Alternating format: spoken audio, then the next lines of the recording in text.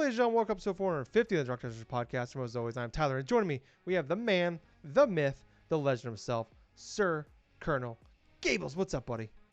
Vacation, Tyler. Vacation on steroids, quintessentially. As I finally am getting a break from the hustle and bustle of my workplace.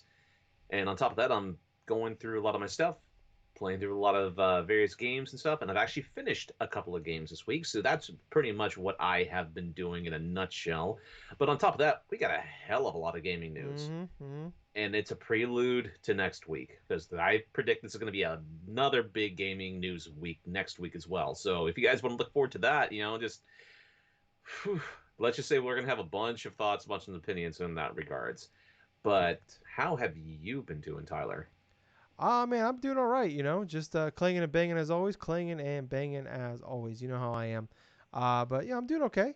It's a Saturday night. It is a 3-day weekend, baby. There you And go. it feels great. I've been looking forward to this for a very long time. So it's just nice that we're here.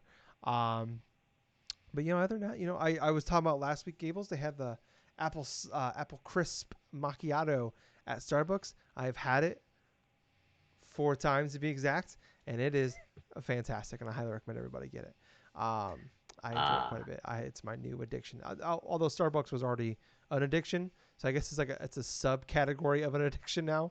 It's still part of the same addiction now. It's just a different thing, and that I don't know. It's whatever. It's like This is like chapters upon chapters of your addiction. Yeah. I mean, it's kind of like going from I don't know, like a strong painkiller to heroin. Like it's the same thing.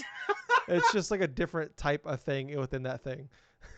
It's like I don't know, Gables. It's kind of like like Inception. That's what I was trying to think of.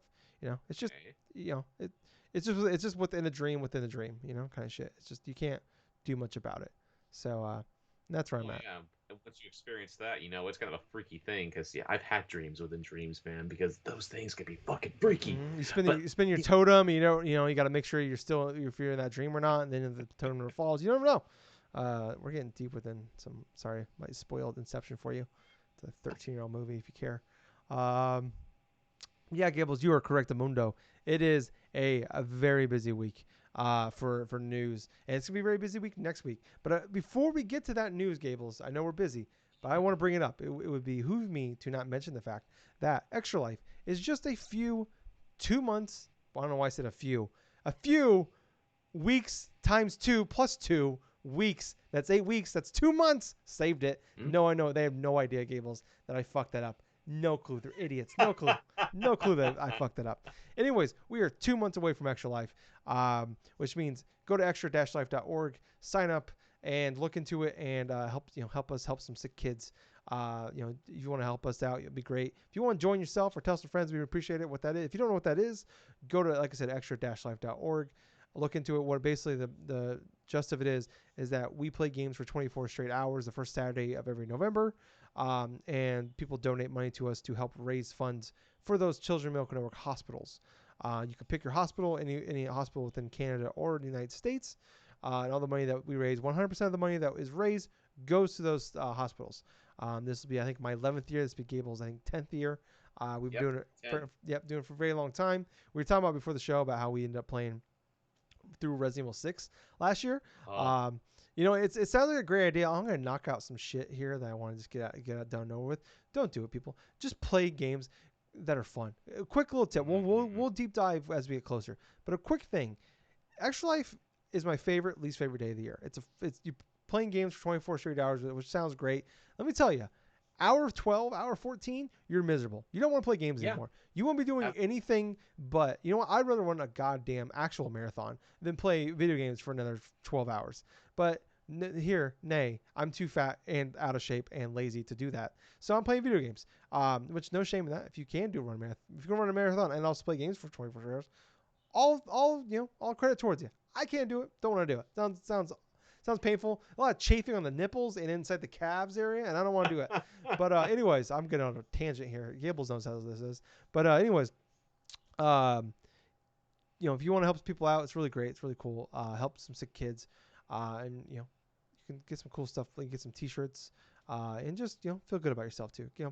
Put some in that good deeds box there for you. We all need it, whether that's participating, telling friends, or donating yourself. Yeah, it's awesome. I love it every year. I think it's November 6th. I think is the date this year. So yeah, but going back to what I was really saying though, play games that are fun, because don't try to knock out stuff that you don't really want to do. Play games that save some games for that date that you think might be fun. Sometimes it works out, sometimes it doesn't. But don't force yourself to get through some backlog stuff. Just have a good time. Try to have as much fun as possible. Because I'm going to tell you, 4 o'clock in the morning, and you still got 5 more hours to go. Your favorite game of all time isn't going to save you. Isn't going to make what you're doing fun. So don't make it worse by playing Resident Evil 6. Don't smoke crack. Don't play Resident Evil 6. That's basically the best advice I can give to people. Unless, Gables, you got something better. No, not really. I mean, that's pretty much sound advice right there. It's like, Okay. don't smoke crack, don't play Resident Evil 6. Yes, those are my 2 keys of life. Yeah, after that day last year, after Actual Life last year, I've learned that's my new thing in life. Don't do no drugs unless it's caffeine. That's okay. Caffeine's okay. Unless you have heart issues, don't drink caffeine. Is that a good idea? That's probably a good idea. Don't do that. That's bad. Unless you want to, but don't. Anyways, we are very busy. I should not be going on a tangent. Sorry, Gables, but you know how it is. You've done this with me now 450 times. This is your own fault. Yep. Nobody feels sorry for you. You do this to yourself. You choose to join the Skype call. You can leave for punishment. You cannot. Yeah, exactly. Exactly. Anyways, like I said, a lot of news this week. Starting off though, the big news here I want to get into. We are getting a PlayStation 5 Showcase on September the 9th at 1 p.m. Pacific time. That's on Thursday for people that don't know calendars. Yeah, so we're getting that. The only thing they said is there will not be any PSVR 2 news there. And that's it, Gables. That's it. That's all they said. There's no checklist of things. Don't expect God of War. Don't expect Horizon. Don't expect this, which they usually like. My big thing about State of Plays, every time we talk about this, they're never really great, but I've always said they are consistent about what they say. They say this won't be here, don't expect this, and it's never there. And I respect that. Does it kind of kill the hype and the buzz that's sometimes the most fun part of these events?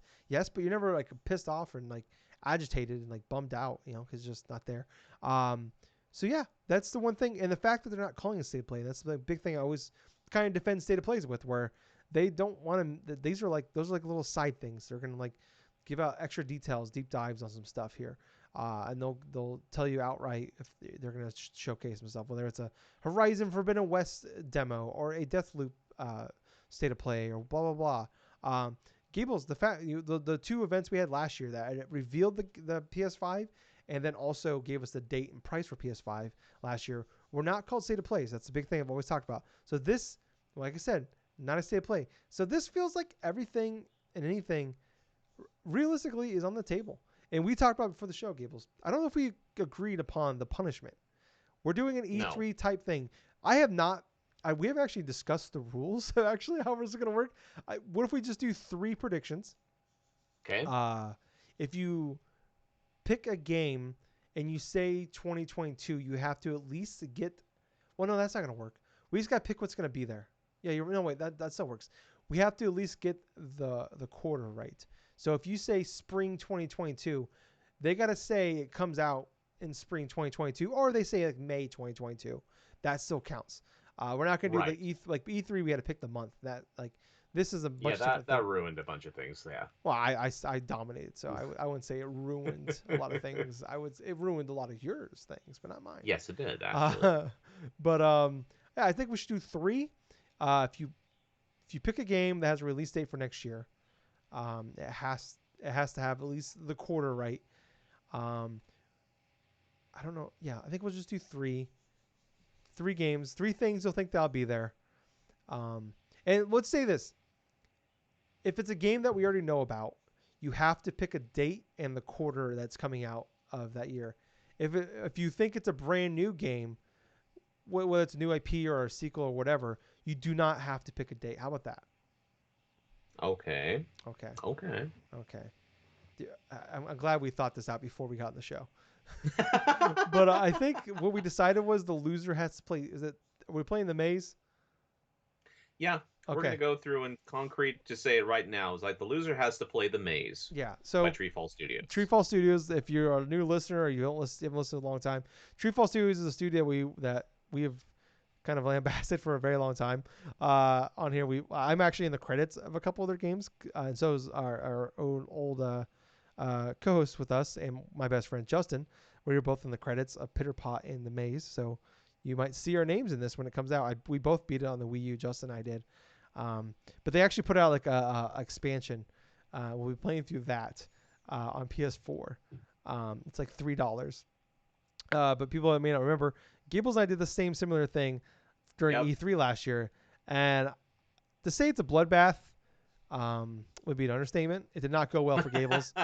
Um, It was pretty much like a it was pretty much like a grown adult beating down a child. That's what it just kind of yes, felt yes, like in that regards. yes. It was very bad. It did not go well for you. Did not go well for you at all. Or in your case, beating child in Nintendo games. Yes, exactly. That's a very good. That's a very apt comparison. My superpower is defeating children in Nintendo games. Gables, you were that kid at that Super Mario or that Mario Kart tournament that I made cry. One of my fondest memories. It's one of those things which maybe says a lot of terrible things about me, but when I die on my tombstone, I don't want like the words of it. I want like someone to like I want like a Bob Ross's son to like draw that for me in like watercolors, you know.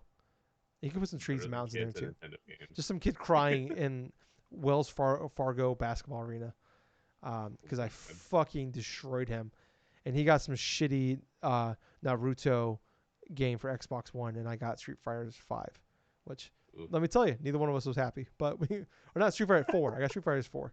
Um, yeah, so it didn't. Yeah, so who won that one? Well, I mean, obviously I won the Mario Kart, but the winning thing, nobody really won. But anyways, all right, let's do some. We'll do some quick predictions, and then we can like go deep dive into it after that.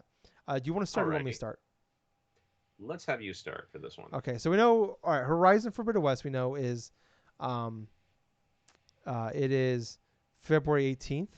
I'm gonna Yep. say God of War, spring 2022. And also, real quick, you have to. There's no halfsies on these points. If you get it right, you get 1 point. If you get it wrong, you get 0 points. That's just the way it is. So you gotta get it right. So my prediction is the new God of War game will be coming out. We'll have a release date within spring of 2022. What about you, Gables? Interesting. Spring 2022. That's interesting. All right, so my first prediction is going to be inside of this showcase, Sony will go through and announce that they've acquired Bluepoint and that the Silent Hill remaster will be coming out. I want to say holiday You don't have to give a 2022. date on that one because you're announcing a new game. Yes, that's pretty true. So if you That's want to pretty just stick true. with the other parts and leave the last part out, you can do Yeah, that. I'll just stick with that then. Okay. I should probably We'll be just say writing that these they've down. acquired Bluepoint and stuff, and that Silent Hill remaster will be, yeah. All right. I'm writing these down. This is probably a good idea. It's a good Blue, idea because we will not remember the details. no, I mean I'll have to. I can go back and listen, but who's got the time? Blue Point, Silent Hill. So wait, is that the same prediction? Silent Hill and What's Blue that? Point. Silent Hill is making. Blue Point's making a Silent Hill game. Is that your prediction? Yes. Okay. Making Silent Hill. Okay. Yes, that's my prediction. So, like, Bluepoint is making the new Silent Hill. Okay. Okay. I'm gonna say. Oh god damn it! What's that fucking game called? With the Ghostwire Tokyo. Okay. I'm thinking. Ooh, do I want to say that? No. Final Fantasy 16 coming summer 2022. Okay. That's Okay, I can see where you're coming forth. I know when it comes to that scenario, I thought about a Final Fantasy prediction, but at the same time, Tokyo Game Show is not too far away from that, so I kind of feel like that there will be more things Square Enix will share with that. That's a good point. That's a good point. But if I have to go with another prediction right here, I think that there's going to be something in regards to the whole PlayStation Plus subscription thing. And what I mean by that, and my overall prediction is there's going to be an additional tier added on to PlayStation Plus. It's going to be a bit higher in terms of cost, but it's going to include a couple of different things like video streaming things. And I believe that Crunchyroll is going to be playing a part of it. Or not just Okay. Crunchyroll, excuse me. I believe it's the merger between Funimation app and the Crunchyroll app. Both the anime stuff combined to one that's added on to PlayStation Plus. So I feel like that anime streaming app on top of the PlayStation Plus service and stuff. I feel like that's going to be introduced instead of a new tier for PlayStation, like Plus stuff. Okay. And I think it's going to be like about $10 more per year. So I'm going to be saying that it's going to increase that price, like what, $70 or something. Okay. Gables, my next prediction is that at this, Alan Wake remaster will be announced coming October 5th. Oh yeah, I see what you mean by that Uh-huh. because we've gotten all sorts of various little things May have pointing to been that. leaked earlier today, possibly. Maybe. Not Mm. announced though. I don't want to play Maze again, so I'm being cheap, Gables. I'm being cheap as fuck. It's a terrible game. I don't recommend it to anybody. So for showcase stuff, I mean, it could be any type of game, big or small Could be. in that regards. It comes to indie games and it comes to other stuff. I'm trying to think of something we haven't heard for quite a quite a while here. Hmm. God, I know there was this one game that I was thinking that possibly make an appearance and stuff. Oh, you know what? I feel like inside of this showcase, they will definitely do a what's the term for this type of a game? Like a remaster? No, not a remaster, but like Remake? a no, not a remake. It's like a it's sort of like similar to how Ghost of Tsushima and like Upgrade? the yeah, it's sort of Next like an gen upgrade. upgrade? I feel like that they will announce that there is going to be a PS5 port of The Last of Us Part 2 and included Oh. into it, I feel like they're going to add a multiplayer functionality to it. Factions, yeah. I thought you were going to say Bloodborne. You know, Bloodborne may be, because that's another rumor that's been scouting around the Well, it's not really a thing. rumor. I think it's just like one of those things. This is what a lot of stuff just gets talked about on the internet a lot, and it's like hard to like. Is that a rumor? Or is that just like people on the internet talking? And this one's basically just been uh, like people begging for it. That this They Bloodborne. It stems from people want a better running They just want a Bloodborne. 60 That's frames pretty per much. second Bloodborne. Yeah. Yes. Which is fair to ask. So I could see that. But I mean, we know, um, From Software are incredibly busy right now trying to get Elden Ring done. So, Yep. that who knows if they have time or if they're making somebody else is doing that. But I hope for them, just for their sake, and also so they'll shut the fuck up about it. That they get it. That's my opinion on So that one. yeah, honestly, that's my third pick. And when I think Okay. about it, it's like Silent Hill remaster made by Blue Point, like another tier added to PlayStation Plus, and on top of that, The Last of Us Part Two, like sort of PS5 port or some of that. I mean, I feel like those type of predictions, those have the most likeliest of chance to happen, personally. Yeah. Okay. Okay. Okay. Very cool. Well, it means you're all right. So we got predictions out of the way. Um, Hmm. I'm just kind of like what we think will be there. I really do think we'll get the Final Fantasy 16 update. I'm not feeling great about that prediction, honestly. I just couldn't think of anything like. I think the game's coming out next year. I just don't know what the time frame will be. I think that's definitely that game was supposed to come out this year, and they never officially delayed it. And I highly doubt they're going to drop that game soon, this year without actually building up to it. Um, but I don't know. I mean, I'm hopeful. I really do think God of War is gonna be there. I like that's my like. They could show me anything short of like a Blue Point Metal Gear Solid One remake. I would be Hmm. bummed because it's like oh, I lost Gables here. Gables, you still Well, there? I had to switch to audio only because the poor connection and stuff for video for me. Okay. All right. So, well, all right. Do you want me to pause the recording and then we can see if like we maybe stop the call and I'll call you right back? Yeah, let's try that. Okay. One. All right. Sorry, we're back. All right. So what the fuck were we talking about, Gables? Oh, Blue Point. Like Blue Point, like Metal Gear Solid would be awesome. That's like the pipe dream. But like I said this last year after the last PS5 showcase when they announced God of War Ragnarok and said Uh-huh. 2021. I said there's no chance in hell it's coming in 2021. The only thing I want in 2021 is just to see the game. That's all I Yes. really realistically wanted, and that's all I hope for. Like some little bit of gameplay.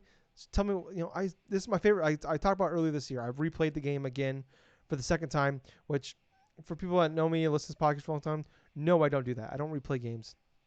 Uh, beat this game again, and as I said, it's my favorite game of all time now, and I still feel that way. So I'm incredibly excited for what that could be.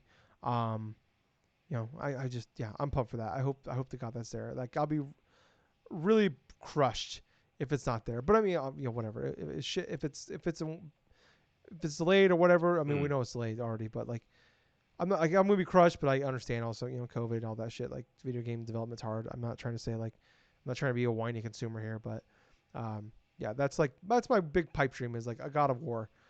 Is there anything else like you're really expecting besides your predictions? Okay, so for this and stuff, I knew coming in, it's like I think there's gonna be.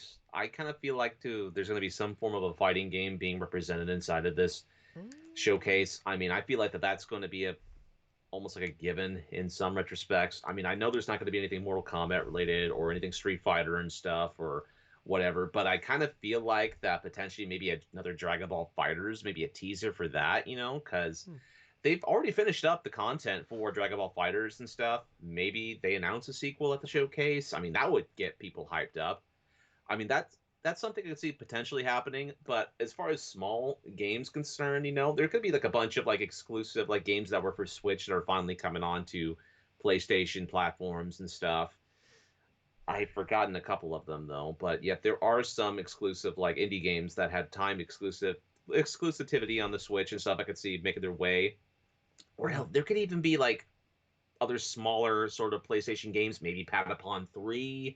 potentially, some of the niche sort of games that you would have played, like say on the Vita or on another PlayStation platform being showcased in that regards. But this is, in closing, what I kind of feel is like this is one of those types of conferences or showcases and stuff where it feels like almost anything can happen. It's sort of like a E3 style of like hype surrounding Yeah. this because it's around the future of PlayStation 5. Nothing talked about for VR, nothing talked about in terms of like other console, like other subsidiaries and stuff. No, this is like specifically for specific games, like for the console itself, for the PS5. So Yeah. it's I definitely think interesting.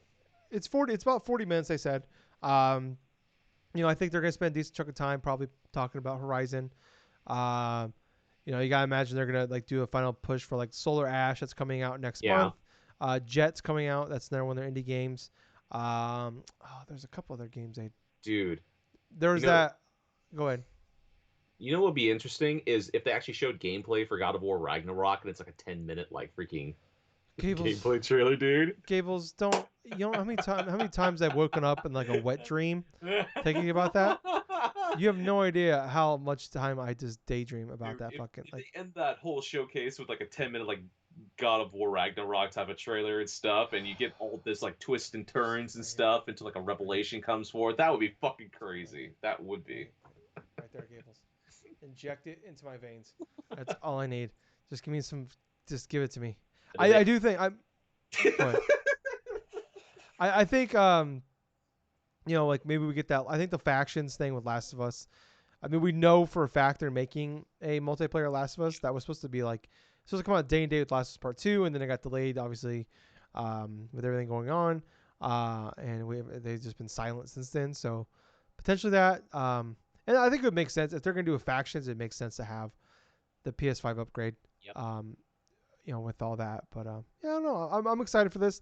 I really do have like E3 levels of hype for that Gables for that showcase. But I do want to talk about potentially another showcase coming for the Nintendo platform that is, and then possibly Nintendo Direct coming possibly as soon as next week. So I think it's kind of interesting. I think it was NintendoLife.com. I want to say I could be wrong. It could be Game Explain, one of those. But they, um, Nate the Hate on his podcast talked about how there's some possibly Game Boy games and Game Boy Color games because they're separate platforms. God fucking damn it, are potentially coming to Switch games soon, as possibly as soon as this month. And I think it was like I said, Nintendo Life. They said they showed off a kind of interesting thing about Nintendo with directs is that every year since 2015, and between the first and the 13th, there has been a direct. So for what 5 straight years now 15, 16, 17, 18, yeah, 6 years now. It's possible this hits 7 straight years of a direct of some sort. Obviously last year we had the Mario 35th anniversary one, so not like a typical direct but still a direct. um but there's been Nate the Hate kind of mentioned that there's looks like there's we're possibly getting Game Boy Color games coming to Switch Online, which would kind of you could see makes sense because uh, it was Nintendo Direct 2018 that they announced, or no, 2019 they announced Super Nintendo games, and 2018 they announced NES games to Switch I Online. skipped 2020 because of the whole random deal with 2020. So this is Yeah, definitely going to be in more in lines of it would continue like a pattern somewhat in terms of releasing a new system on the eShop, not the eShop, but the online subscription things, in order to yeah, pad more of it. yeah. And so I pull up an article here from NintendoLife.com. So the Monolith Soft, who makes the Xenoblade games, there's been that rumor and there's been those leaks from like the voice actress stuff like that about Hmm. they're in the works for the Xenoblade 3. That they said they put a statement saying that the website will be down for maintenance. It will be shut down on maintenance on Wednesday, September 8th. So that's just kind of, and who knows? Sometimes websites go down for maintenance all the time. Video games go down, everything goes down for maintenance. It's just bad timing when that kind of those coals are kind of warming up, and it's just like now we're just pouring gasoline on this potential fire here of Yeah. all this. So, and that's been the rumor for a while is that was going to be announced soon, potentially come out next year. Um, so yeah, I don't know. I mean, just it makes sense. Like the January and September are usually 2 months that they like to do. Obviously, then E3 as well. They like to do a bigger direct of some sort. That's usually the go-to months for them.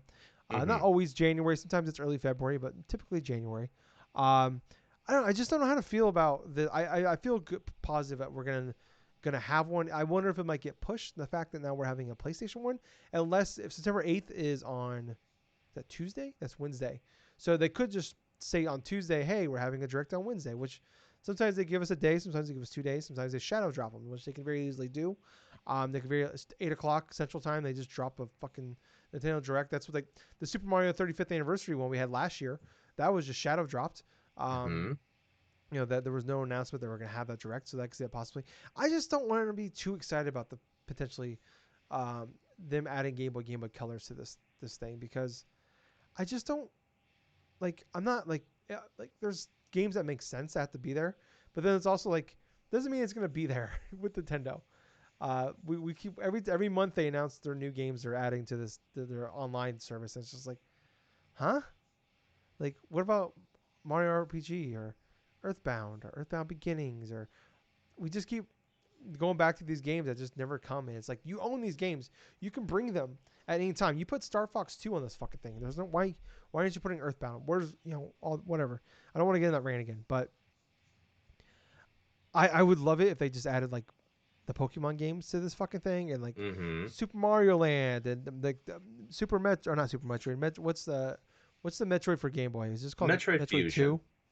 No, that's Game Boy Advance. What's is it Okay, Metroid? so Is it Metroid 2? yes, The it's one they Metroid remade. 2 Return to Samus, but the one for Game Boy Advance is the remake of 2. No, no, no, no, no, no. No, No, 3DS no, is the no. remake of 2. The 3DS is the remake of 2. The one I was thinking about was like Zero Mission. Zero Mission, yeah. So I could see them like adding that. I don't know what they're gonna add for Game Boy Color. I guess they can do like Yellow and like Crystal possibly for Pokemon Oh, there's wise. definitely a couple of Game Boy Color games that they could potentially do if they were to go forth and drop it. I mean, Shantae is definitely one of the ones, and then Yeah, definitely Wario Land 3. And yeah. Wario Land 3. Yeah. there are a couple of games that would collaborate between Game Boy and Game Boy Color because it had different features that would go through. Like, say you have both Zelda games, Oracle of Seasons, Oracle of Ages, and stuff. Both of Yeah. those tie together, but we're talking about some obscure things. You know how like Link's Awakening on Game Boy, it actually did have another DX. re-release on the DX. Yeah, a DX version of it. Color Yeah. swaps, different like things that were added to it. So, but for sure, if they were going to be going through with Game Boy Color, I would expect to see Super Mario Brothers Deluxe, Wario Land 3, and possibly Shantae. One of those three, I would think, would be on that day one if that were the case. Yeah. No. Um, I agree. Who knows? I think when they did NES and SNES, when they did them individually, they had 20 games at launch. Yeah, I mean, I think who knows? Maybe they'll do 20 games combined at launch for those. Sorry, I'm trying to adjust my mic here. It's bothering me. But yeah, I don't know. I'm not trying to get too excited about it because I forever I've wanted like Pokemon games, just be able to play some of the like I want that Gold and Silver. I want the. I mean, I know they've been on 3DS, but having them again would be awesome. And then also just the idea of them continuing to add new consoles to the Switch Online makes me happy because I talked about this recently where I feel like they almost like my mic is being really stupid. Sorry, it's bugging me. Okay, there we go. It wasn't like it was like falling down. So I was having to hold it. But you know, I said this a while ago where I was just like, man, it feels like they just kind of almost in a way gave up on adding new consoles. Like maybe they like regretted doing that. But you know, this gives me hope that maybe that's not the case, and that maybe they'll we could see more stuff down the line. Yeah, it's just I don't know. Like I said, I'm really excited about it. I hope the God is true. Obviously, directs are always exciting times because everything is possible. You know, even when they tell us, but like I always say with Nintendo directs, they say we're not going to do this, but then they constantly lie to us about that shit. Which right. when they lie to us and it's awesome, we don't complain. But when they tell us the truth and then when they say, hey, this won't be here and it's not there, we get upset because they lie to us. So it's kind of I don't know, whatever. It's shit in one hand, piss in the other, see what fills up first. Yeah, it's Um, definitely a catch 42 when it comes to that type of stuff. Correctamundo. But you know, I meant to talk about this before we actually jumped into the Nintendo stuff here. So just a quick little thing here about PlayStation. So Hmm. I had a whole rant, Gables. I was prepared for, ready to do. I might still do a little mini version of it. I'm not sure. Um, so they did like a trailer for Horizon Forbidden West, like a 30-second. No new gameplay, nothing out of it. Just announcing it's up for pre-order now. You can pre-order Horizon Forbidden West on at brick and mortar stores, online, on the PlayStation Store, blah blah blah. And the thing that came out of it was the fact that you couldn't actually uh you could not. I'm sorry, I lost train of thought. Give me 2 seconds. 2 seconds. You could not actually like if you bought it on PS4, there was no upgrade path to PS5. So you bought the Right. $60 version, you have to rebuy it again. If you had a PS, so you don't have a PS4 right now, which most of you out there only have a PS4 because the PS5 is like a sick joke and probably doesn't actually exist for most people out there. Um, that you couldn't like, so if you bought it on PS4, there was no clear upgrade path to get it for PS5.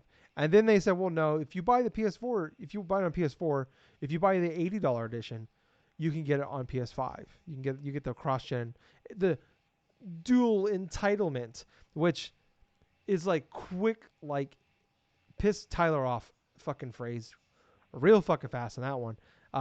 The entitlement argument is for this kind of shit drive me goddamn nuts, Gables. Drive me goddamn nuts.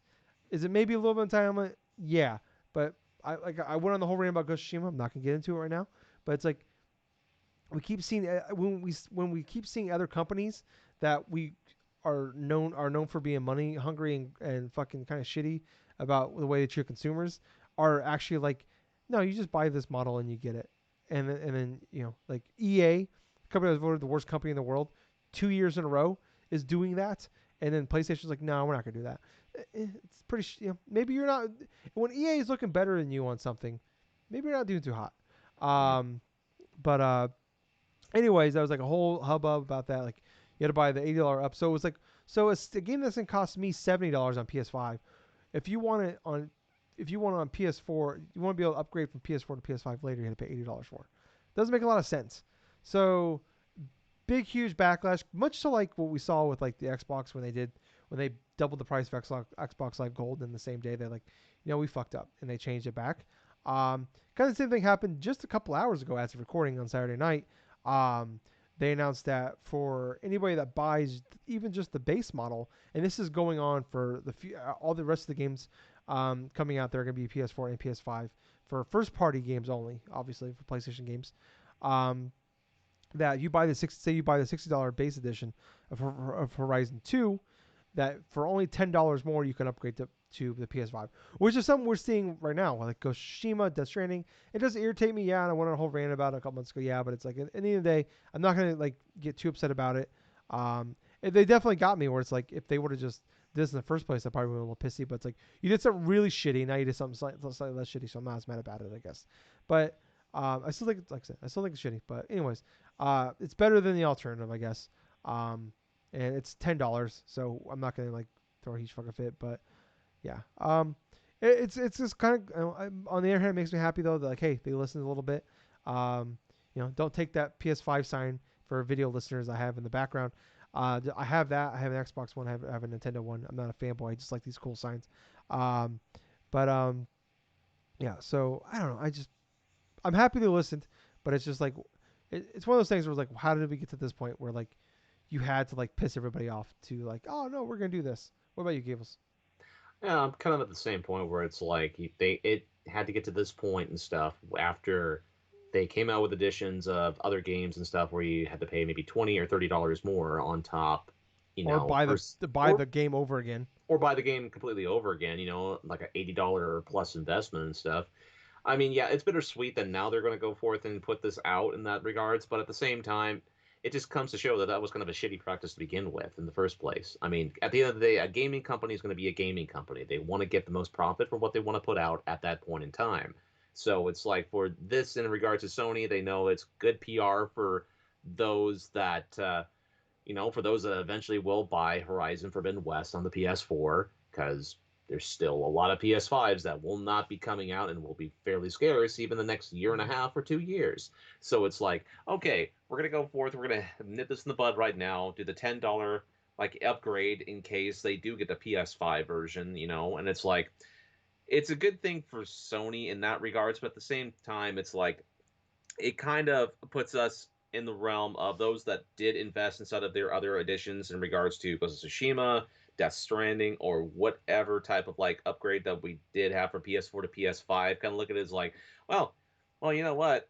If they would have introduced this to begin with and stuff, we wouldn't have too much of an issue and stuff without having to pay another $70 or $80 or another 20 or 30. Though I will argue though for like Ghost of Tsushima's case, yeah, there were plenty of there were plenty of options and stuff that were kind of ludicrous, but at the same time, for those that bought the original PS4 copy, spent an additional 30 for the PS5 version like I did, at least I got the Iki Island expansion pack, which was Yeah. still quite of a solid minimal type of thing. But even so, I would have loved to have gotten the director's cut for like at least $10, like for a $10 upgrade, as opposed to paying Well, no, 30. they had that option. I mean, I do want to point out full fast, like that's been my argument for the whole beginning, is I have zero qualms about the $30 edition of Ghost Yes. of Tsushima. Yes. There is a $10 upgrade for us, but if you want everything, it's $30, which I am totally fine with. $30 for like all that, like Iki Island, all that other stuff. Yes, and I was Just okay with that too. With that. yeah, like I'm gonna buy that here eventually. But it's like my problem was like if you just want the PS5 version, it just costs $10 more, Right. and that was my main issue with Ghost of Tsushima. Death Stranding doesn't bother me as much because like it's $10 more, and they're adding a bunch of fucking like a whole new Yeah. missions and a gadget. Like that's an actual like real upgrade. That's our actual like director's cut. It'll actually be Ghost a of fun game Tsushima's to play. yeah, well, you'll get to the parts that you care about, which is the story. So yeah. I don't know. I mean, it's just like I said. It's just like it's the argument, entitlement, blah blah, and like people are saying, well, this is how capitalism works. I'm like, just because that's the way our government works doesn't mean obviously the way our government doesn't always work 100% right all the time. If you haven't noticed the last 18 months, but when it comes to capitalism, it's like just because it's capitalism doesn't mean it's right all the time. Doesn't mean it's like the smart move all the time. And there's something to say about consumer happiness. And this is like that's why when Nintendo puts out games that shouldn't be $60 for $60 because they know people are going to pay for them, I'm like, okay, cool, yeah, we know we're going to buy them, but like eventually, that fucking that check's gonna come due one day, you know. And when things aren't riding high, we've seen that with the Wii. Like people are just buying shit up, gobble gobble gobble, and then once the good times are over, people just, why would I invest any more money in this kind of thing, or you're like, okay, well now I'm irritated. I feel like I've been kind of bamboozled a little bit here. And we like, I think it's smart too, especially what we've seen the way, especially since E3, where it feels like there's been a big swing in like good vibes and momentum towards Xbox's way.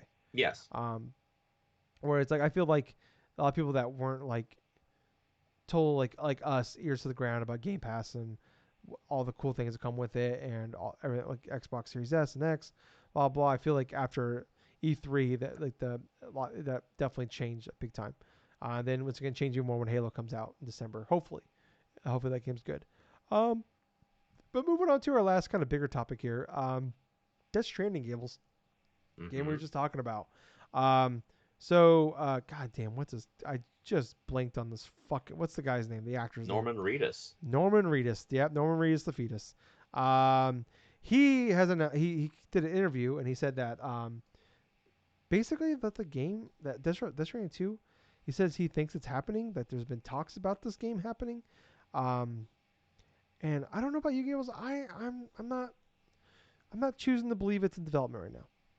I believe he had discussions with somebody that this game is in the works, or it's like at least there's discussions happening, but we know without we don't know for 100% certain, but we know with pretty much 100% certain that Kojima is making an Xbox game right now. Death Stranding is owned that license is owned by PlayStation, so it can't be Death Stranding 2 isn't going to Xbox. Um, I believe that there's been discussions. Kojima does not have a non compete. He can work with anybody he wants to still while working on his Xbox game. I just if it's happening, and I think this game did sell about 5 million copies, which is um, really good for that game, and I think PlayStation is very happy with those sales.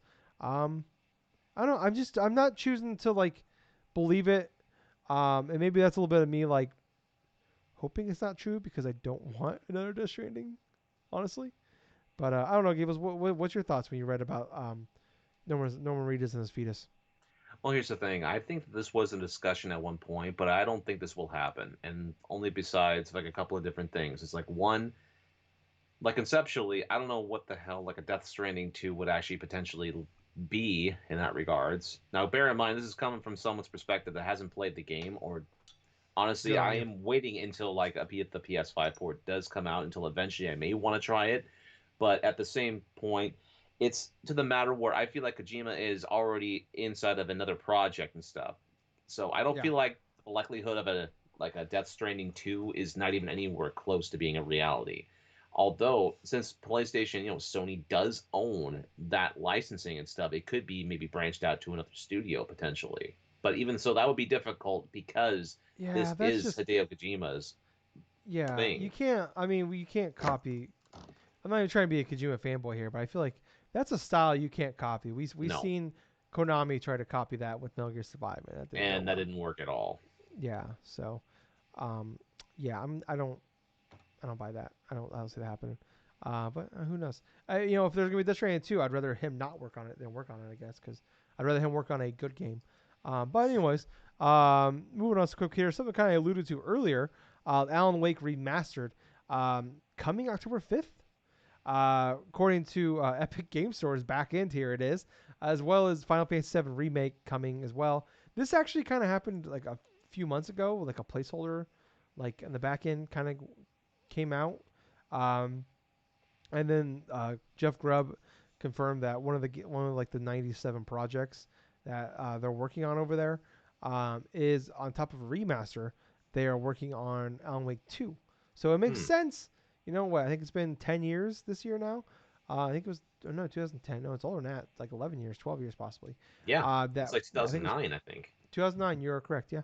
Uh, yeah. So makes sense to put out a remaster. There's always a lot of kind of buzz about bringing that franchise that series back. I don't know if I call it series or franchise. Bringing that game back. I really liked that game. Back in the day, I enjoyed the hell of it. Um, I don't know about you, but I know a lot of people did. And I'm all aboard the idea of getting a Alan Wake remaster and getting it soon, depending on price, would be awesome. If Right. it's like a $40 uh, game, not full price, I'm probably going to pick it up. Coming out at a pretty sweet time. I don't think October for me is looking crazy, but I think Far Cry comes out that same week. But for me, it's not being October doesn't seem nuts. Well, I guess Battlefield 2, actually, or Battlefield whatever it's called, 2142. But I don't know. I mean, anyways, I mean, what's your hype level for a potential remaster? I think that's going to be well welcomed. I mean, for crying out loud, I'm staring at my copy of Alan Wake that I got here for the 360. Plus, I do have it on Steam as well. But the thing about it is, I am excited of a potential remaster of the original Alan Wake because they can tie in different parts from Control, different parts of like potential things, maybe from Quantum Oh Break, maybe. But at the same point, it's yeah. Mm-hmm. like those games are in that extended universe in regards to the Alan Wake franchise. So Yeah. seeing a potential remaster of that incorporating those ties from their previous games and stuff would be interesting to see. On top of that, it's like Alan Wake is going to be across all sorts of different types of platforms this time around too. I mean, obviously it's going to be coming to PC and then Xbox in that regards, but PlayStation PlayStation this time around, it's for the going to be first time. interesting. Yeah. It's going to be the first time that game is going to be making it on a PlayStation system, if this is to be believed in that regards. Yeah. But from what it seems like, from what initial leaks have been seen on the Epic Game Store, from that plus various rumors over the past year and a half or something like that, that this may possibly be a reality in that Yeah. regards. Yeah. We see a lot of times when these placeholders happen, they're almost always true. Yeah, Um. So yeah, especially when it's like when you actually have like clear cut truth that it's there. It's not just like, oh, this popped up for 2 seconds, it's gone now. And then like Epic Game Store put it in there, and then I think it was a Taiwan website, which I believe that website has actually leaked stuff before. Put it up put the October 5th release date out there. So hopefully that's coming sooner rather than later. But moving on to some other PlayStation news here. So been a lot of hubbub this past week about a slight different skew of the PS5 model, or it has a slightly different fan, a slightly smaller fan in there. A lot of people are freaking out about it, and then kind of like I feel like it subsided a little bit when like facts came out about it. I mean, I know it's kind of crazy to believe for some people. Facts coming out and then choosing to believe those. But anyways, so kind of like I mean, Gables and we were talking about this a little before the show, but it definitely like I felt like a lot of people were like losing their mind about possibly a worse version of a bad version of the PS5 hmm already hitting the market. And basically what it sounds like from when I was looking into it is like production costs right now super high because obviously pandemic. It's hard to get anything made, so shit costs more money to make. And usually you would see these changes in SKUs a couple years down the road where like, oh, okay, we can cut a little bit off here, a little bit less plastic, save 10 cents here, a few cents here, and maybe you can shave a couple bucks off of your console, which doesn't sound like a lot, but when you're making millions of these, it's a lot. yeah, Um, but no downgrade to the console. It just finds a way for as production goes to make these things a little cheaper and easier to make. And this is one of those things where like I guess from what I was reading, looking into it, is that the fan in the current PS5, the launch one, the one that you have, Gables, is it was like comically oversized for the console itself, yeah. and that this fan now is just oversized. So instead of having a 15-inch penis like Gables, now it's a average size penis like mine at 5 inches. If I stretch it really far, and then I double the measurement, quadruple. I lost the plot. Gables, what's your thoughts? I just rhymed. Not about my penis, about PlayStation 5. And did you hear that? That's the sound of many people leaving in mass after listening to Tyler. Did you hear? Anyway, I mean, I've been running them off since episode 1. I that's. mean, Gables. I thought you were gonna say, "Did you hear that? That's my penis hitting the floor." But anyway, in regards to the whole fan and the whole skew scenarios and stuff, a lot of this backlash had to do in regards to Austin Evans and stuff doing a breakdown of the PS5 systems.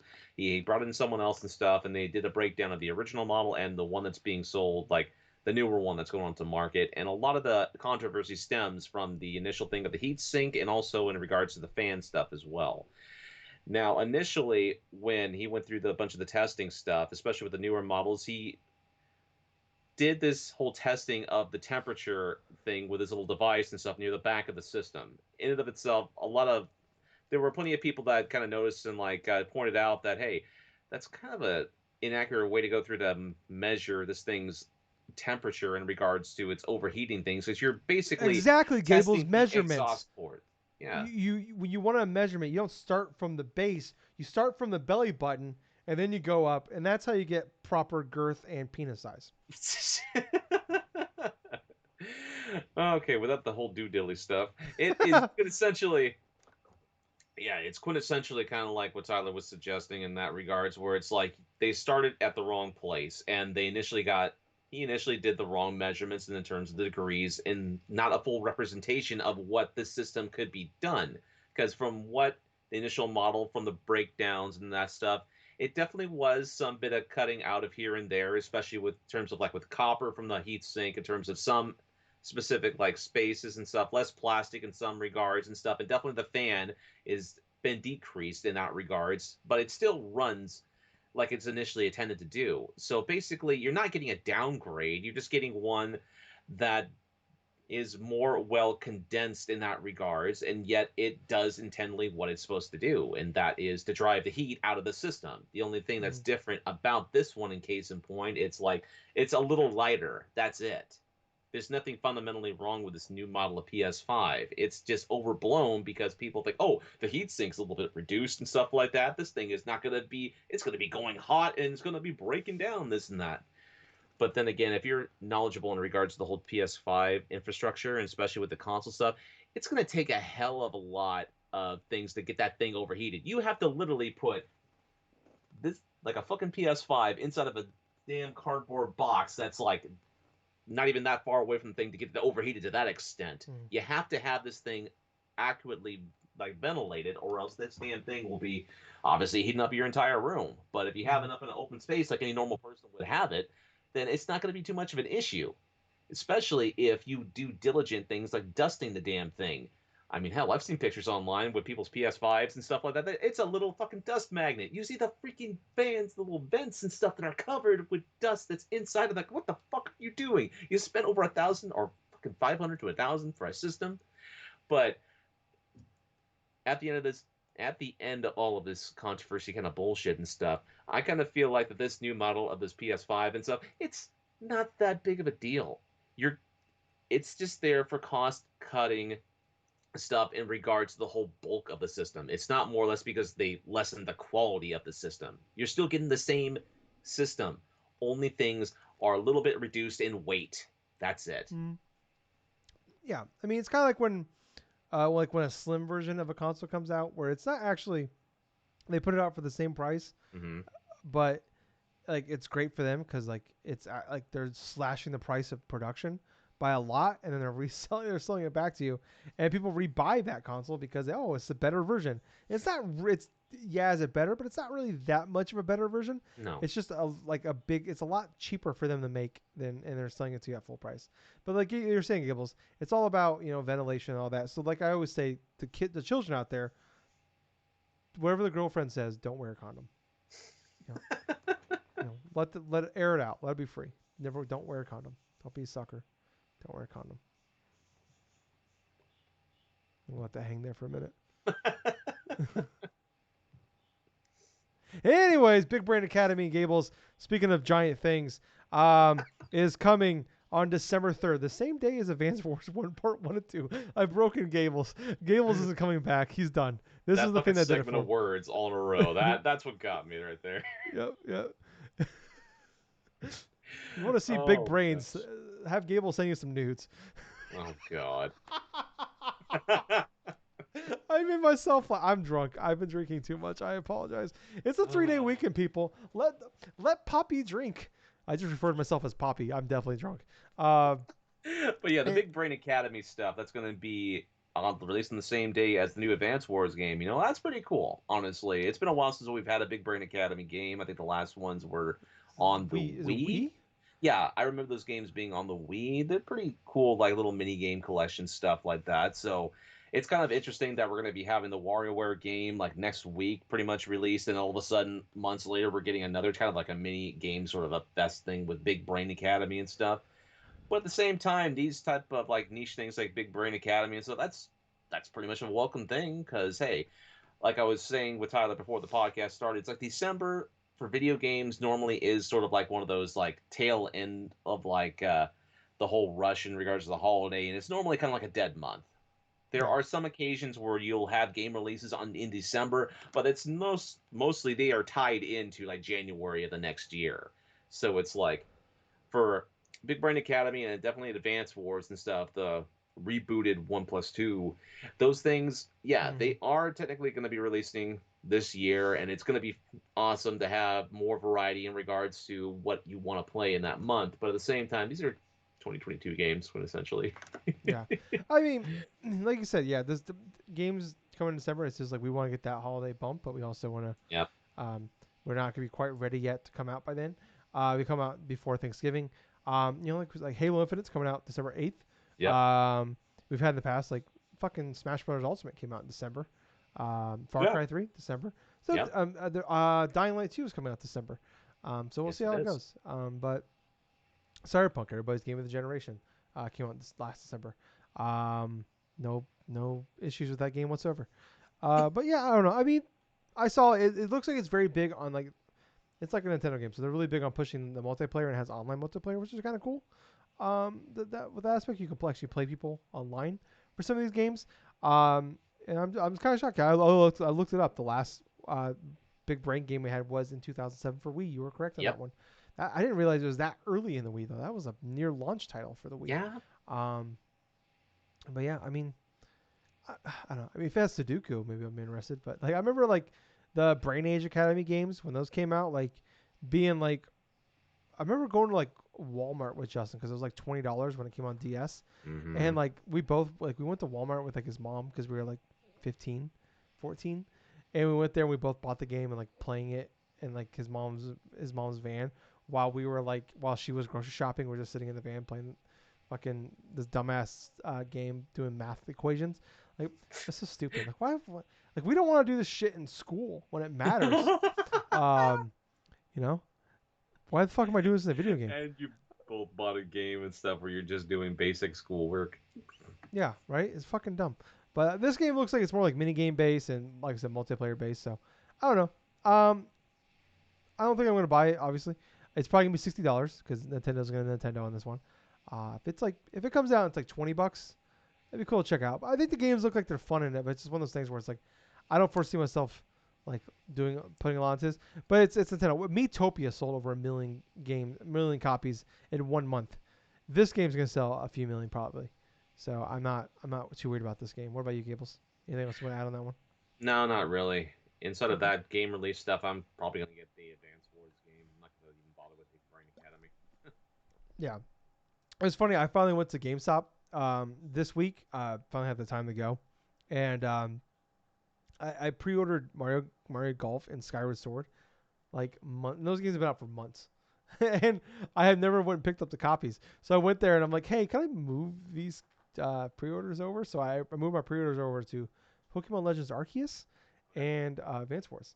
Okay. So and apparently I've paid off like half of Pokemon, one of the Pokemon Diamond and Pearl games. I'm not sure which one at this point, and I didn't even know I did. So um, I don't think I'm gonna get it, but I don't. Apparently I must have had like 20 something dollars left over, and I put it towards that. So that's a thing I have. Um, but yeah, I don't know. Pretty exciting. Uh, Nintendo games, man. It's a weird. Who would have thought my most look forward to game for the year for Nintendo is a fucking Advance War games, but never Well, mind. we're kind of in the same boat where it's like my most anticipated game is Metroid Dread.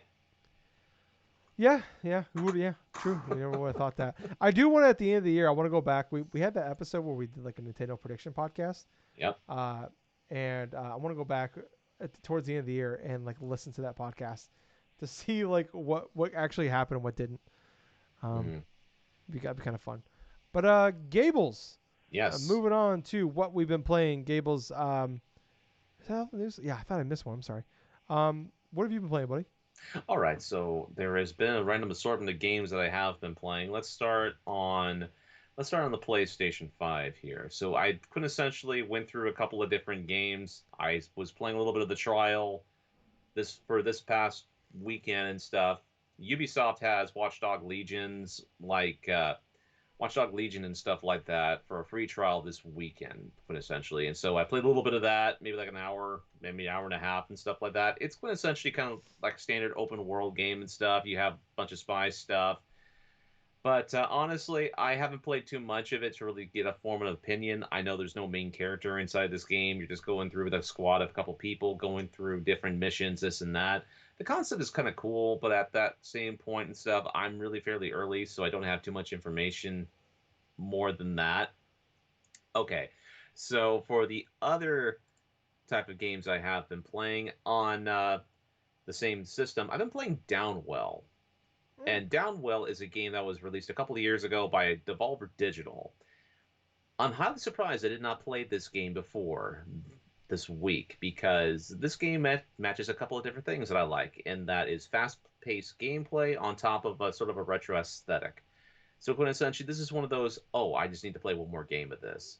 It's that type of mentality. And so for a better part of this week, I've been playing plenty of Downwell. I want to say about maybe 2, 3 hours worth, but at that same amount of time, I go through the different game a couple different times, and so it's fairly quick. Each session when you play a game of it ranges anywhere between 2 to maybe 5 minutes in regards to how fast you can get through some of the levels.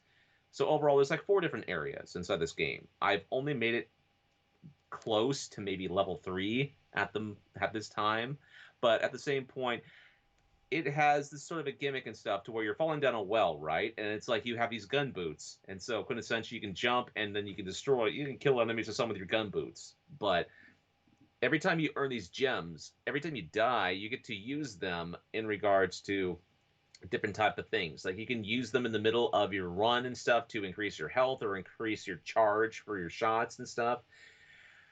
Or you could save them and it'll go through and this little bar down below will say how many more gems you need until you go forth and unlock the next tier, in terms of leveling up. And then that's when you get to unlock certain things, like I said, like palette swaps or different types of different types of models for your character. Like for example, they have all sorts of different color options from like the normal one to like a sepia tone, sort of like a Game Boy thing, until and even one that I unlocked today, well, there was a pastel color that's called Grandma, and quintessentially it's just a Huh. pink.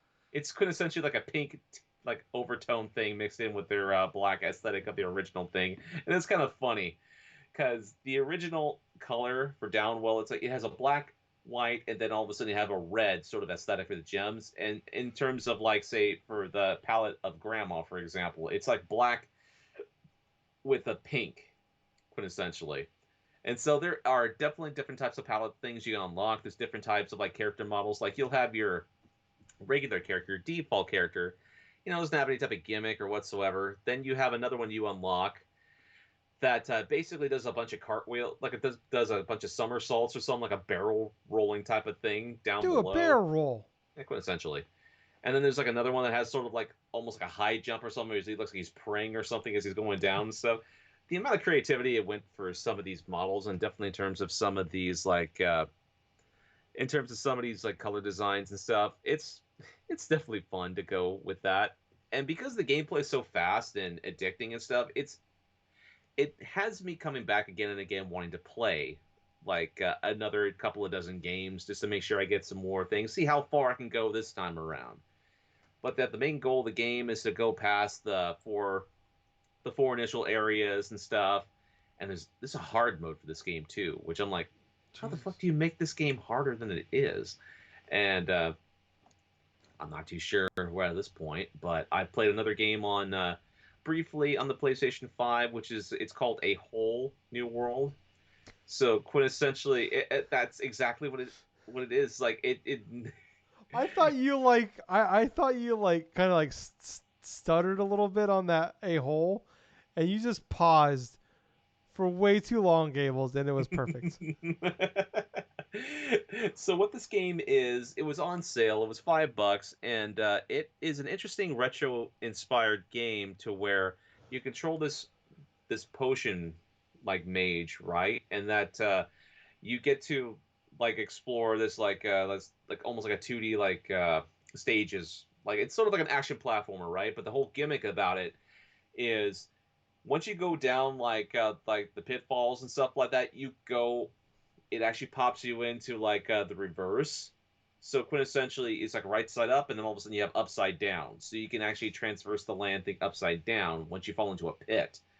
And so you don't generally die by falling down pits like you would in some other games. So the concept of itself is interesting, but but at the same point, I'm still fairly early on.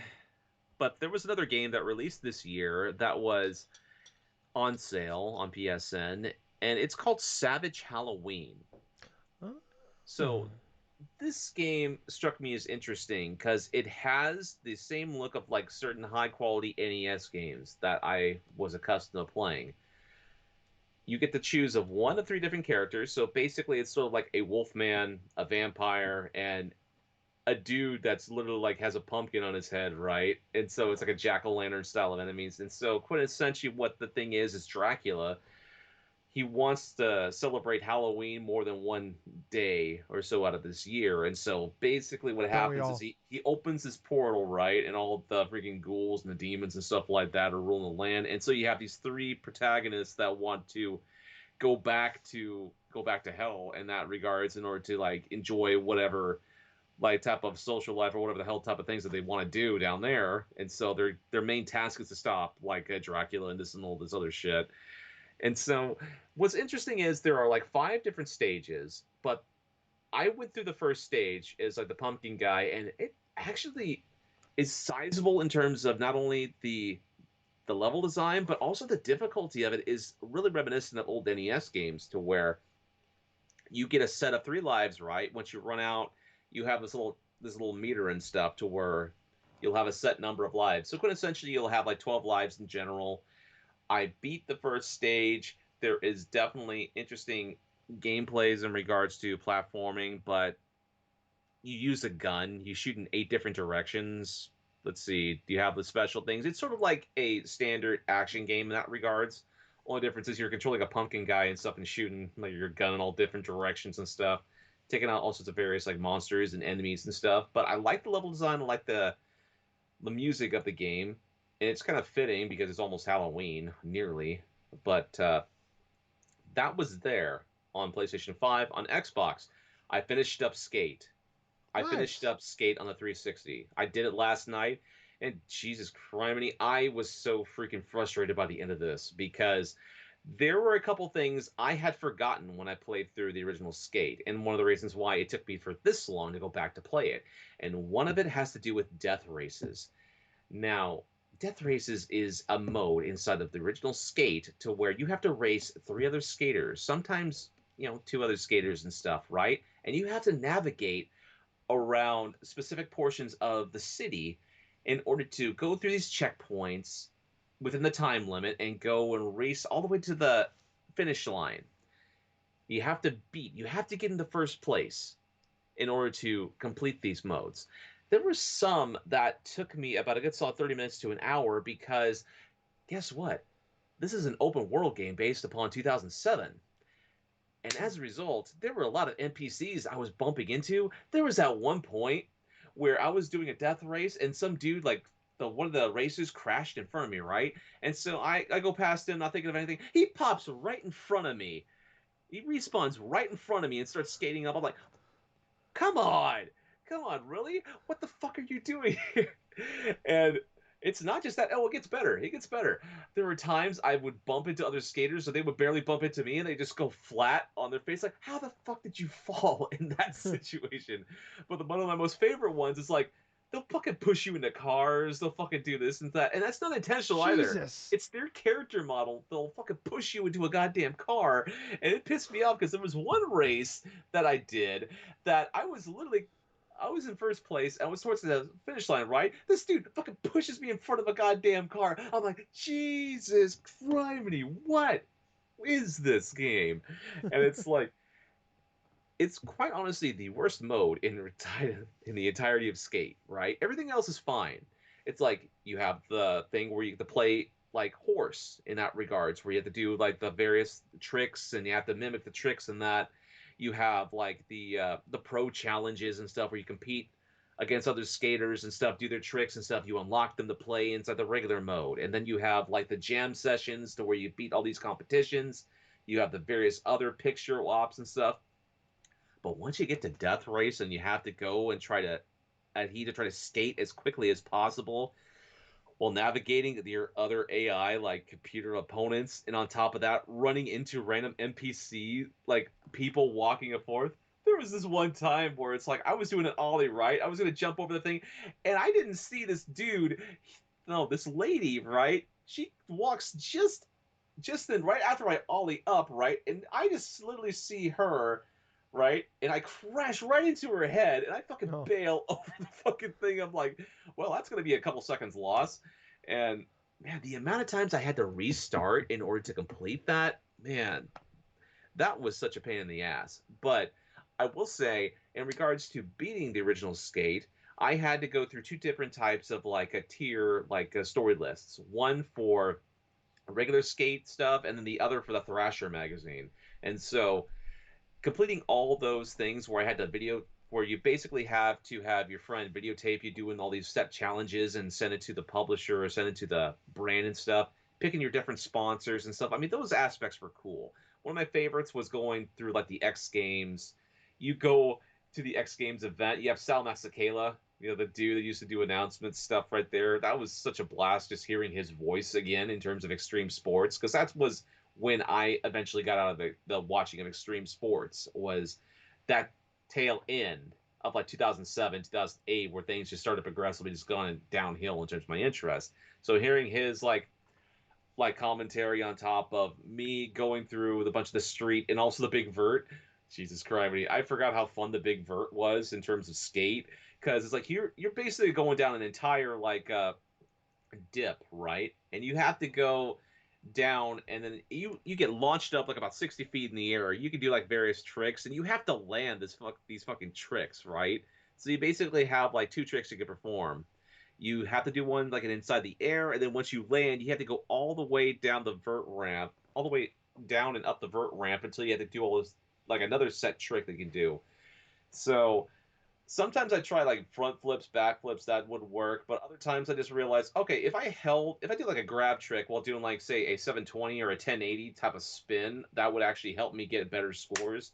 So I held like a tail grab, like a basic tail grab, and I just did like about 1080 tail grab and stuff, landed it clean and go through the ramp, and I did like about I like a quad or like a freaking quintuplet like heel flip, like 1080 or some shit, and landed it clean. I'm like, Jesus Christ. Well, I won that event. And those aspects, that type of thing with skate, those were fun.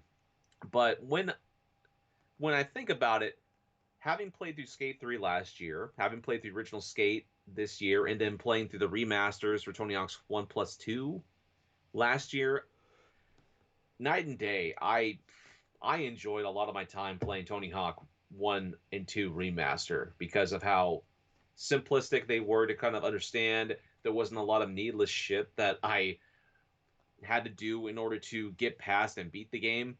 Because when essentially this game, Skate, it doesn't give you like a traditional ending in that regards. It's like once you're done with a single player, like the main story stuff, it'll actually tell you via like a text message or something from your friend or something where it's like, oh hey, you did this and that. Hey, you can finish up all these other things right here, like all the side missions, this and that. And that's when I turned off the game and uninstalled it.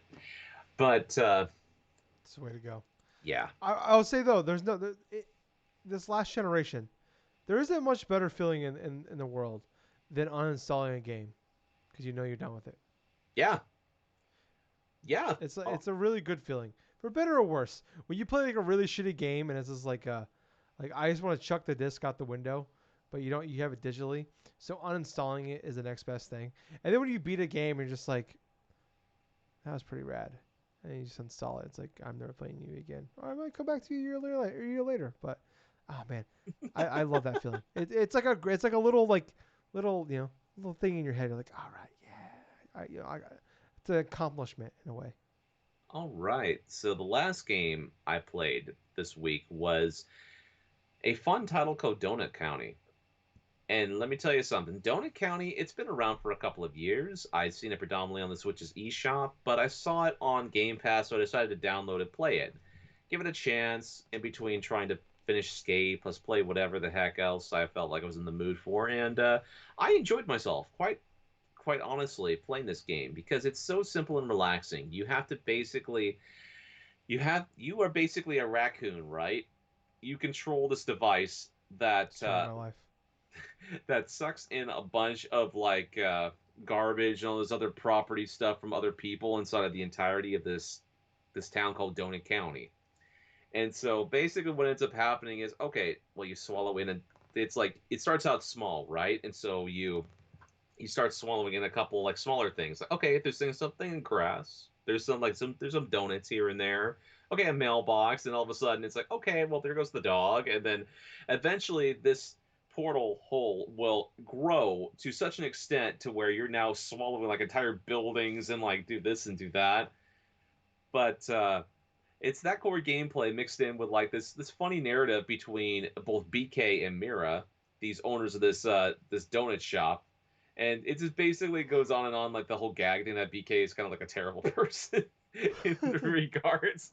The raccoon is such a terrible person, but here he's like going through and he's basically trying to get into the good graces of like the Garbage King, which is another raccoon, which is a crown and stuff. And it's so much fun because not only do you go through different types of areas, the game is super quick in terms of levels too. So you get to go through the various parts. You get to see the reactions of the people's faces when they notice that everything else is being swallowed up around them, and all of a sudden it's like they go down too. And they're just trying to struggle, like no, and they just go fall, and all of a sudden you just see their silhouette of them just like falling down the down like a endless pit or something like that. But I like the story. I like the length of it because it didn't feel like it was outstaying as welcome. There is definitely more collectibles and definitely more things that you could go through and do once you finish the main game. And I was actually fairly tempted. Okay, maybe I should go back and play this game again. This is actually pretty fun. It's a worthwhile experience in that regards. But I really enjoyed my time playing Donut County. I think I played it through in about 2 or 3 sittings, Nice. and it was like over like at least a couple of days. But it wasn't bad. It was definitely a good game, and I would definitely recommend for those listening in, if you have a Game Pass, give it a try. Or if you see it any other where like any other service, like on Steam or on Switch or on PlayStation, get it while it's discounted because it's definitely one of those games where you will get the most bang for your buck if you wait for a sale. Nice. Very cool, Gables. Um, yeah. So I've only really played one game this week, and I don't want to spend a lot of time on it because it's an older game. But um, I what was it? It was like early June or this year. I replayed Halo 4. Uh huh. Um, and I talked about. I'm like, wow, I really actually really like this game. Like I was, and like this was like a 2011 game or 2012 game actually, Uh huh. and like it looked really good for like. It's not like don't get me wrong. It's not like it's not like a 20, it's not a modern day graphics, but like for what you expect from a game looked from that was from, I played this on the Xbox Series S. This is a 360 game. I was blown away by the graphics, and I'm playing this one Halo 5 now. That's you know it was an early generation, last generation game, Uh 6 years huh. old now, and I'm once again blown away by how well this game looks like. Like Yeah. I said, it is not like up to the scale of like a modern day game at all.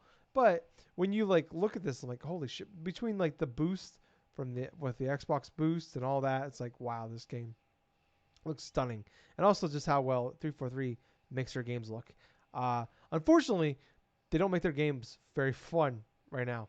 Um, I am not a Halo guy whatsoever. I'm playing through this game for the very first time.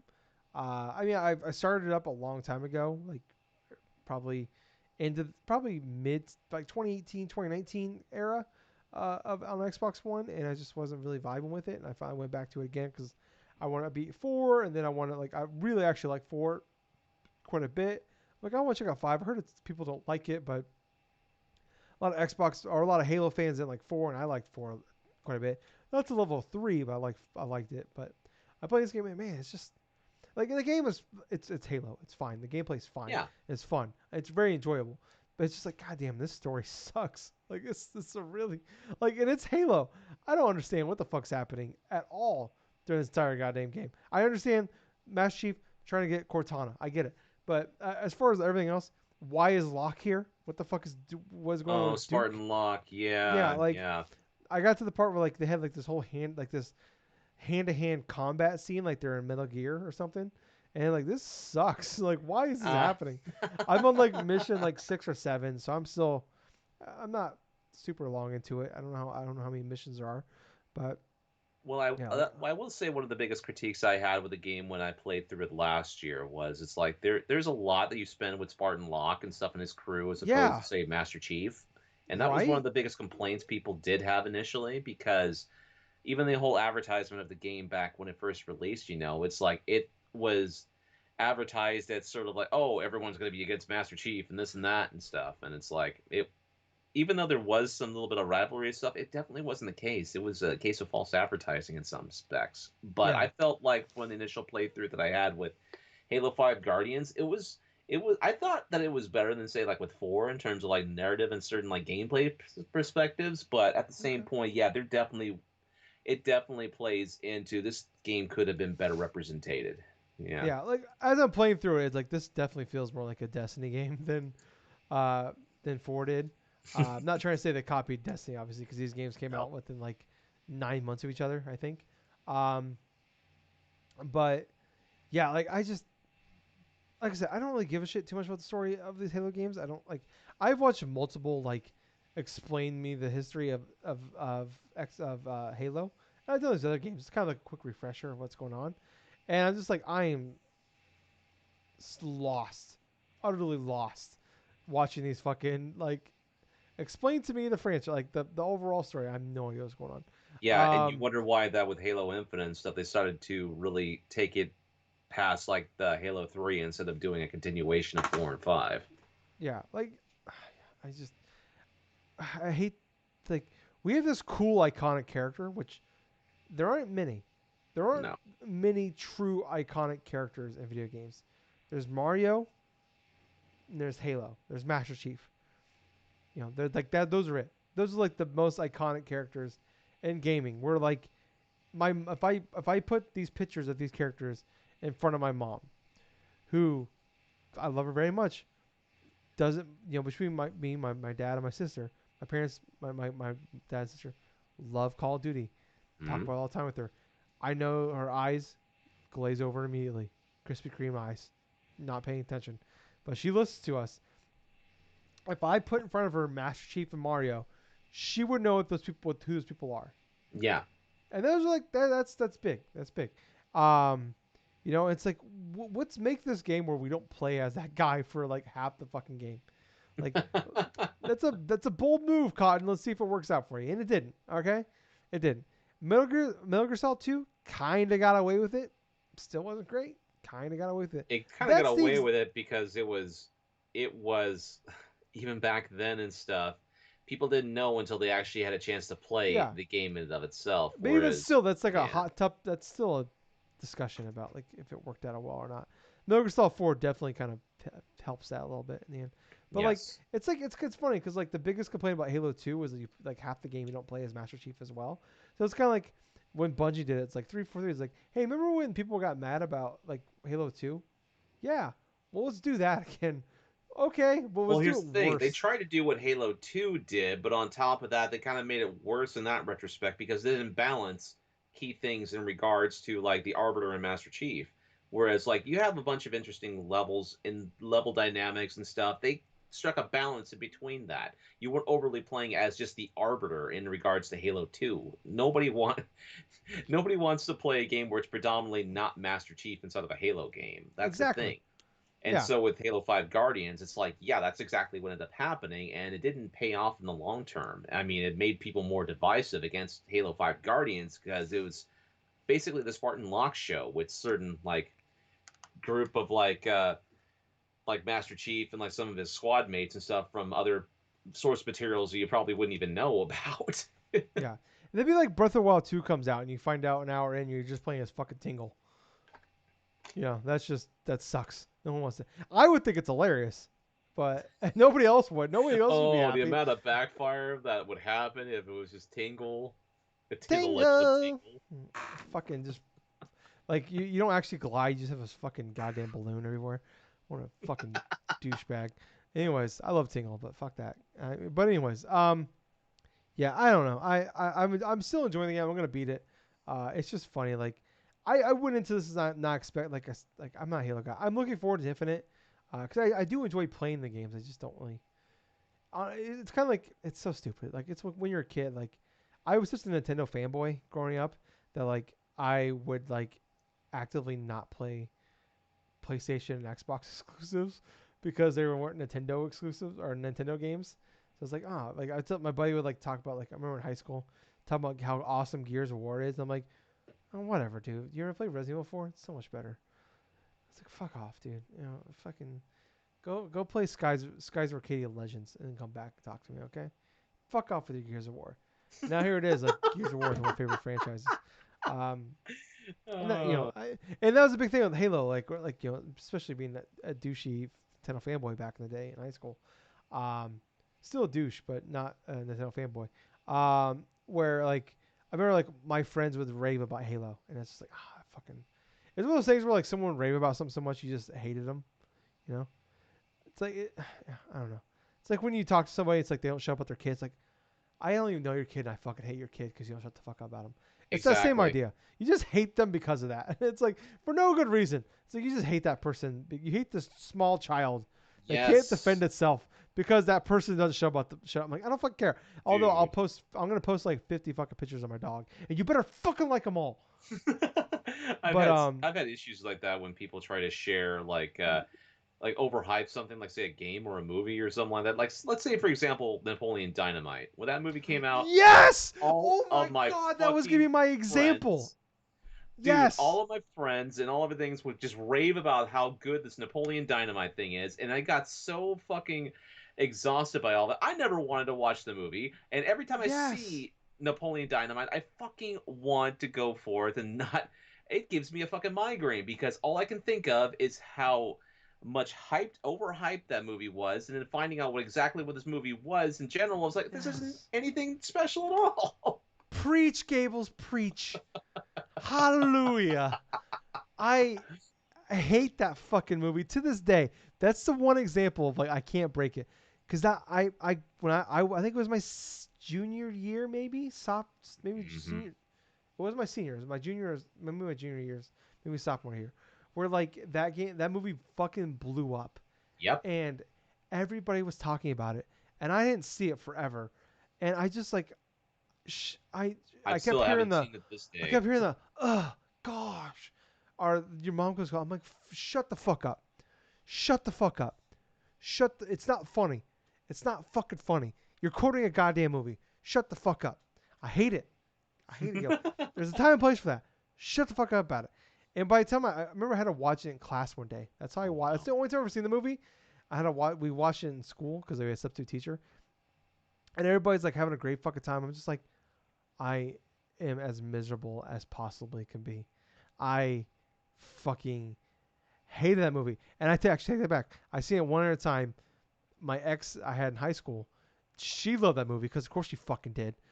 And I had to watch it with her one time, and I'm like, I'm just here for the part when we're 17. It's like I know what's gonna happen when this movie's over, and I'm just suffering through so we get to the part when the movie's over, and that's exactly what it was. This movie's fucking terrible, and I gotta tell you, Gibbs, wasn't worth it. Wasn't worth it. Was not worth it. But yeah, I mean, God, fuck that movie. But thank you for bringing that up. Fuck Napoleon Dynamite. Um, it's funny now because like now everybody hates that movie, and it's like motherfuckers, you raved about that movie back in the day. Now you Yep. hate it. Fuck off. Anyways, Halo 5. It's not that great, but I'm gonna play it because Halo Infinite's coming soon. And I just I'm playing it on easy. I don't even fucking care. I'm just trying to play through it to get to it, just so I can get to um, get through it. So when Halo Infinite comes out, I'm caught up. And also a couple games coming out next week that I want to check out. We got Escape Artist that's coming out on Game Yeah. Pass next week, and uh, Life is Strange: True Colors coming out on Friday, next Friday. So I'm incredibly excited for that. And then WarioWare as well. So a pretty jam packed. Where we are definitely getting into that time of the year, Gables, where it's gonna get busy, it's gonna get crazy. So we will have to I don't know, wait and see figure out what we got time, and hopefully Gables this time next week, you are preparing yourself to play through Maze, because God knows I'm not doing it. So it's gonna be miserable. I'm not doing it. So you're doing it, because fuck that game. I don't want to do it. But yeah, I think that's gonna wrap it up for this week, guys. I have been Tyler. And I have been Colonel Gables. So until next time, everyone, have yourself a fun Labor Day weekend, or a good week if this is past that time. But at the same time, I wish you well. And most importantly of all, thank you for listening to another fun episode of the Drunk-Nerds podcast. And I forgot to mention this before we got to this part. Like us everywhere. Join us. Follow. Subscribe. iTunes, Spotify, Anchor, YouTube, Facebook, Twitter. We're on them. Like, share, subscribe, click the bell, 5 stars. Whatever you can do to help us out, we would really appreciate it. The more we do those things, more it is possible that other people can see us. But hey, Gables. Too sweet, man. Too sweet. Bye, guys. See ya. Oh my god. I don't know. I just felt kind of cathartic and stuff because it's like that fucking Napoleon Dynamite.